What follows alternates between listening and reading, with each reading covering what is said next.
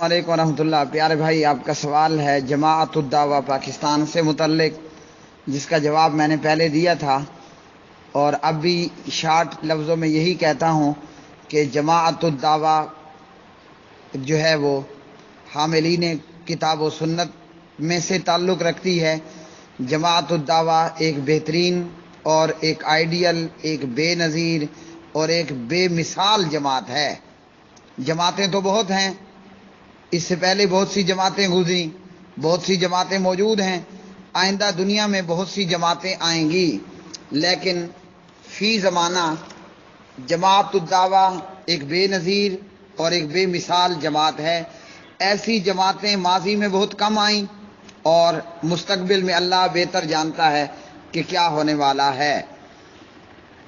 आपने दूसरी बात कही,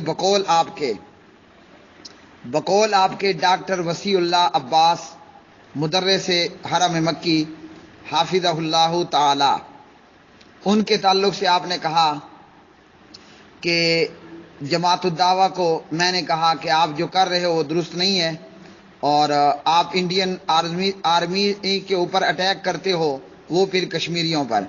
मेरे प्यारे भाई, पहली बात तो ये है कि डॉक्टर वसीउल्लाह अब्बास हाफिज़हुल्लाह हमारे इंतहाई काबिल सद एहतराम आलिम दीन हैं और एक अजीमुल मर्तबत शख्सियत हैं। उम्रे के दौरान अल्हम्दुलिल्लाह उनसे मुलाकात भी हुई, उनके दर्स में भी शरीक हुआ, उनसे सवाल भी किया। तो प्यारे भाई, आपने जो कहा उसका जवाब आपके लिए और हर कहने सुनने वाले के लिए है। वो डॉक्टर साहब हों, प्रोफेसर साहब हों, आलिम साहब हों, वो जाकिर साहब हों, वो नाइक साहब हों, वो शाह साहब हों, सैयद साहब हों, वो पीर साहब हो, मुरीद साहब हो, मेरा तमाम लोगों के लिए ये जवाब है कि जब हिंदुस्तान ने और इंडियन आर्मी ने कश्मीर पर अटैक किया, नाजायज जालिमाना गासिबाना कब्जा किया, बताइए उस वक़्त जमाअत उद्दावा या मरकज़ अद्दावा वल इरशाद मौजूद था? इसी तरह मोदी वज़ीर आला और हिंदुस्तान गुजरात के अंदर मुसलमानों को जला दिया गया, उनकी अमलाक को जला दिया गया, मसाजिद को जला दिया गया, मुसलमान बेटियों, माओं, बहनों के साथ रेप किया गया, मुसलमान हामला औरतों के बच्चे निकाल कर नेज़ों पे लटका दिए गए। क्या वहाँ पर मरकज़ अद्दावा जमाअत उद्दावा मौजूद थी? इससे थोड़ा मज़ीद पीछे चले जाइए, 1947 के अंदर हिंदुस्तान से हिजरत करके पाकिस्तान आने वाले, जबकि पाकिस्तान का बनना एक कानूनी तौर पर जो है अमल वजूद के अंदर आया, ये नहीं कि कुछ लोगों ने ये काम किया हो। पाकिस्तान का वजूद में आना, पाकिस्तान का पैदा होना दुनिया के उस वक़्त के मौजूदा कवानीन के तहत अमल में लाया गया और हिंदुस्तान से मुसलमानों ने हिजरत की और पाकिस्तान आए। जानने वाले जानते हैं, जिनको अल्लाह ने 2 आंखें और 2 कान दिए, वो अपनी कानों सुन चुके, अपनी आंखों देख चुके। हिंदुस्तान से हिजरत करके पाकिस्तान आने वाले बूढ़े मुसलमानों के साथ, बूढ़ी अम्माओं के साथ, नौजवान बेटियों, बहनों और माओं के साथ क्या किया गया। और ये बात गलत नहीं होगी कि हिंदुस्तान के अंदर आज भी किसी हिंदू सिख के घर के अंदर मुसलमान औरत जो है वो मौजूद होगी। वो औरत जिसको 1947 में हिजरत के दौरान में हिंदुओं और सिखों ने अपने कब्जे में कर लिया।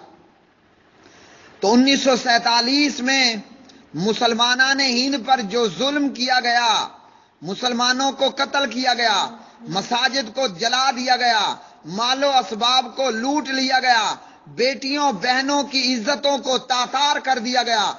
अल्लाह अकबर कबीरा, मां के पेट में से बच्चे को निकाल कर मां की आंखों सामने उसके बच्चे को नेज़े के ऊपर टांग दिया गया।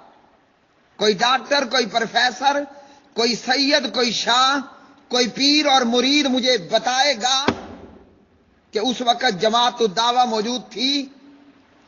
1947 کے اندر مرکز الدعوہ والارشاد کیا موجود تھا؟ ہر عقل مند شخص یہ کہے گا کہ جب کشمیر پر انڈین آرمی نے غاصبانہ قبضہ کیا، دور دور تک آسمان و زمین میں جماعت الدعوہ اور مرکز الدعوہ کا کوئی نام و نشان نہیں تھا۔ جب 1947 کے اندر ہندو اور سکھوں نے مسلمان بیٹیوں کا ریپ کیا، ایک ایک مسلمان لڑکی کا ریپ کرنے والے 20 ہندو اور 20 سکھ، اس وقت جماعت الدعوہ اور مرکز الدعوہ موجود نہیں تھا۔ تو پھر اس وقت ظلم کیوں ہو رہا تھا؟ اس وقت تو مسلمان مظلوم تھے، اس وقت تو مسلمان بے سہارا اور بے آسرا تھے، کوئی جماعت الدعوہ کے نام سے موجود نہیں تھی۔ تو اس لیے پیارے بھائی، یہ بات سرے سے درست نہیں ہے کہ کشمیر آرمی پر اٹیک ہوتا ہے، انڈین آرمی پر، اور پھر بدلے میں وہ مسلمانوں پر اٹیک کرتے ہیں۔ میرے پیارے بھائی، یہ اللہ وحدہ لا شریک کا یہ حکم ہے کہ ان کافروں سے لڑائی کرو جو کافر تمہارے ساتھ لڑتے ہیں، لڑ رہے ہیں۔ ان اللہ اشتری من المؤمنین انفسهم واموالهم بان لهم الجنہ یقاتلون فی سبیل اللہ فیقتلون ویقتلون وعدا علیہ حقا فی التوراۃ والانجیل والقرآن۔ اور قرآن پاک کا یہ پیغام، وما لکم لا تقاتلون فی سبیل اللہ والمستضعفین من الرجال والنساء والولدان یقولون ربنا اخرجنا من هذه القرية الظالم اهلها واجعل لنا من لدنك وليا واجعل لنا من لدنك نصيرا الذين آمنوا يقاتلون في سبيل الله والذين كفروا يقاتلون في سبيل الطاغوت فقاتلوا أولياء الشيطان ان کید الشیطان کان ضعیفا۔ تو میرے پیارے بھائی، یہ سورہ النساء کی آیت پارہ نمبر 5 سے میں نے پڑھی، وما لکم لا تقاتلون فی سبیل اللہ، کیوں اللہ کی راہ میں لڑائی نہیں کرتے ہو؟ مظلوم کشمیری مائیں بہنیں بوڑھے رو رو رو کر چیخ چیخ کر پکار رہے ہیں، اے اللہ اپنی جناب سے کوئی ہمارے لیے مددگار بھیج۔ تو اس لیے پیارے بھائی، اگر جماعت پر یہ اعتراض ہے تو یہ اعتراض مردود ہے۔ یہ جماعت تو یہاں ہندوستان کے پڑوس میں موجود ہے۔ محمد بن قاسم تو سینکڑوں کروڑوں میل دور سے آیا تھا۔ اس وقت بھی کوئی کہتا، یا آج بھی یہ کوئی کہے کہ راجہ داہر نے ظلم کیے کیونکہ محمد بن قاسم رحمہ اللہ نے اٹیک کیا، کیا یہ کوئی کہنے کو کہے گا؟ نہیں کہے گا۔ تو اس لیے پیارے بھائی، ہندو کا علاج ہی گولی اور گن ہے۔ یہ بنیاں، یہ جوتوں کے جو بھوت ہیں، لاتوں کے بھوت، یہ باتوں سے سمجھنے والے نہیں ہیں، ان کو جوتے اور لاتے چاہیے۔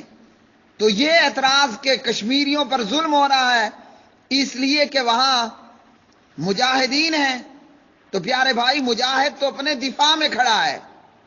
اور یاد رکھیے، اگر یہ مجاہد کشمیر کے نہ ہوتے، کشمیر کے لڑنے والے کشمیری مجاہد نہ ہوتے، اس ہندو کو اتنی جرات اور ہمت ہوتی کہ یہ آپ کو آپ کے پاکستان میں آ کر اٹیک کرتا۔ لیکن یہ مجاہدین کہ شہید کا جو خون ہے وہ قوم کی حیات ہے۔ میں کہتا ہوں کشمیری مجاہدوں کا جو خون ہے وہ پاکستان کی حیات ہے۔ پاکستان بچانا ہے تو کشمیر آزاد کرانا ہے۔ اور پاکستان کیوں بچانا ہے؟ کہ یہ ملک ہم نے لا الہ الا اللہ کے نظریے پر حاصل کیا، ہزاروں جانیں دینے قربان کرنے کے بعد یہ ملک ہمیں حاصل ہوا۔ تو لا الہ الا اللہ کے نظریے اور بنیاد پر ملنے والے اس ملک کی حفاظت ضروری ہے، اور اس کی حفاظت تب ہوگی جب ہندوستان بنے گا پاکستان۔ تو اس لیے میرے پیارے بھائی اس بات میں رتی برابر بھی وزن نہیں کہ کشمیری مجاہدین انڈین آرمی پر اٹیک کریں اور اس وجہ سے انڈین آرمی ظلم کرتی ہے. تو کیا خیال ہے کہ انڈین آرمی جو ہے وہ پادریوں کی جماعت ہے جو گرجے میں بیٹھ کر اللہ اللہ کر رہے ہیں. پورے ہندوستان کے اندر دیکھ لیجئے مسلمانوں پر بے تحاشا ظلم کیا گیا اور اس کی مثال بہت بڑی وہ کشمیر ہے. تو مسلمان اپنے دفاع میں کھڑے ہوئے. اگر ہم آگے بڑھ کر، جبکہ یہ آگے نہیں بڑھے، آگے بڑھنا تب ہوگا جب ہمارا توپ، ہمارا ٹینک ہندوستان کے اندر گھسے گا. یہ آگے نہیں بڑھے. لیکن اگر یہاں تک بھی آگے نہ بڑھتے تو ہندو بنیے کا ہاتھ میری بہن کی گریبان تک بھی پہنچتا. تو اس لیے پیارے بھائی ان باتوں کے اندر ذرہ برابر بھی وزن نہیں ہے. اور قرآن پاک کا یہ ہم کو حکم ہے اور حدیث کے اندر یہ بات موجود ہے. محمد بن قاسم ایک بیٹی کے خط پر راجہ داہر کی اینٹ سے اینٹ بجا دیتا ہے. وہ مسلمان تھے، وہ حاملین قرآن تھے، وہ زمانے میں معزز تھے. حامل قرآن ہو کر قرآن کا کیا پیغام ہے؟ وَمَا لَكُمْ لَا تُقَاتِلُونَ فِي سَبِيلِ اللَّهِ وَالْمُسْتَضْعَفِينَ مِنَ الرِّجَالِ وَالنِّسَاءِ. قرآن پاک کی ایک آیت محمد بن قاسم کو عرب سے اٹھا کر ہندوستان کے اندر لے کر آ گئی ایک بیٹی کے خط پر. یہاں کشمیر کی ہزاروں بیٹیاں لوٹ گئیں، گجرات کی ہزاروں بیٹیاں شہید ہو گئیں. 1947 کے اندر ہزاروں بیٹیوں کو لوٹ لیا گیا، لیکن ہم آرام دھرے بیٹھے ہیں. کوئی آیت، کوئی حدیث ہم پر اثر انداز نہیں ہوتی. اور آج ہم یہ سوچ رہے ہیں کہ جناب ہم جو ہے وہ راہب بن جائیں تو ہندو ہمیں کچھ نہیں کہے گا. یاد رکھیے یہ محض کبوتر اور خرگوش کی طرح آنکھیں بند کرنے والی بات ہے. ایماندار وہ ہے، جرت مند اور غیرت مند وہ ہے جو اس ظالم کافر کا ہاتھ پکڑے اور فَضْرِبُوا فَوْقَ الْأَعْنَاقِ وَاضْرِبُوا مِنْهُمْ كُلَّ بَنَانٍ، ہندو حربی کی گردن کاٹ دے اور اس کے جوڑ جوڑ کو توڑ ڈالے. ایمان کا یہ تقاضا ہے. ایک بیٹی کے خط پر اگر راجہ داہر اور پورے ہندوستان کو ملیا میٹ کیا جا سکتا ہے تو کشمیر کی ہزاروں بیٹیوں کا ریپ ہوا، ان کا بدلہ لینے کے لیے اللہ کی قسم مجاہدوں کے پورے گھوڑوں کو اللہ کے قرآن سے اجازت ہے کہ پورے ہندوستان کو روند ڈالو. اور آج ہم بیٹھے سوچ رہے ہیں جو روندنے چلے ہیں ان کے گھوڑوں کو روکنے کی کوشش کر رہے ہیں. اللہ اکبر کبیرہ. تو کہنے والا کوئی کہے گا کہ راجہ داہر ظالم تھا کیونکہ محمد بن قاسم عرب سے اٹھ کر یہاں آیا تھا. تو جب یہ نہیں، ایک بیٹی کی عزت بچانے کے لیے راجہ داہر کی گردن کاٹی اور توڑی جا سکتی ہے، ہزاروں بیٹیوں کا بدلہ لینے کے لیے پورے ہندوستان کو روندا جا سکتا ہے اور روندنا چاہیے. ہم میں سے جس کے اندر ایمان ہے اپنی اس چھوٹی سی زبان کے ساتھ، اس چھوٹی سی جیب کے ساتھ مجاہدوں کا ساتھ دیں. واللہ عالم الصواب.